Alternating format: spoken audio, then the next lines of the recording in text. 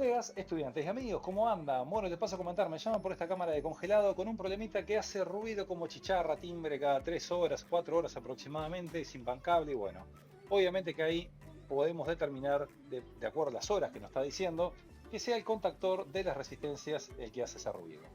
Paso siguiente, engancho un descongelado y, insoportable la verdad, estuve 5 segundos ahí, ya lo quería matar ahí, bueno, ahí ya estaba golpeando, pero no, seguía haciendo ruido nomás, bueno.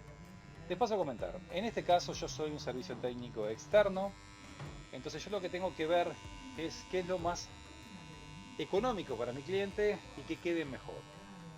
En este caso lo mejor sería reemplazar el contactor por varias razones. Número uno, tema de costos, ¿sí? Obviamente, porque para mí es mucho más rápido cambiar un contactor e irme que estar desarmando un contactor y ver a ver qué es lo que tiene adentro. Entonces, el contactor directamente tiene un problema en las espiras de sombra, o sea, los núcleos no se apretan por algún problema, que a veces puede ser cucaracha, puede ser algún pedazo de plástico que por sequedad se quedó ahí en el medio y está haciendo un espacio, unos milímetros, o si no directamente puede ser también mugre directamente de tanta cantidad de años, o si no desgaste directamente de los núcleos metálicos que ahí no asientan bien. Entonces, cualquiera de todos esos que sean, para un contactor de 3 años por lo menos que va a tener ese contactor, realmente no da ni siquiera para desarmarlo, ya directamente se cambia, ¿sí? Por un tema de desgaste de contactos y obviamente también por un desgaste también de núcleo, también de estar golpeando durante un montón de años en la actividad obviamente que es descongelado, que tampoco es una actividad muy trabajosa, ¿no? Porque en realidad anda pocas horas por día, pero bueno, eso durante años se va sumando. Entonces lo primero es cambiar de contactor, ahí voy a usar el Makita que mucha gente me preguntó sobre ese destornillador, gente, ese destornillador tiene un torque electrónico, la verdad muy pero muy preciso. Recuerden que la calidad de las cosas a veces no lo hace la fuerza, ¿sí? No lo hace la potencia, lo hace la precisión en muchos casos.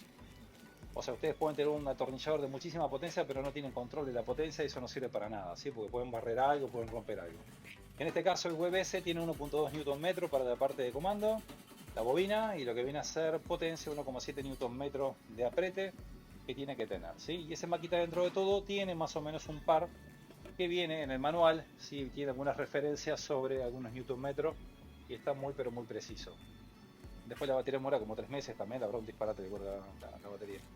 Bueno gente, les paso a comentar, ahí estoy secando ahí con papel porque tiene el caño de retorno, no sé si ustedes vieron por ahí que tiene un cañito de retorno, que tiene una aislación que está mal lograda obviamente y bueno, condensa y obviamente que el agua tiene ciertas características, ¿no? Que cuando de adherencia, ¿no? En conductores de bajo goma que se desliza y termina cayendo los bornes del contactor o de las térmicas. Entonces, cuando hagan obviamente ese tipo de agujeros, si lo hacen arriba, gente que pase por el lateral de todos los componentes que tiene el tablero y hacen un sifón abajo y vuelven y después conectan aguas arriba de las térmicas y los contactores por las dudas que justamente tenga una filtración.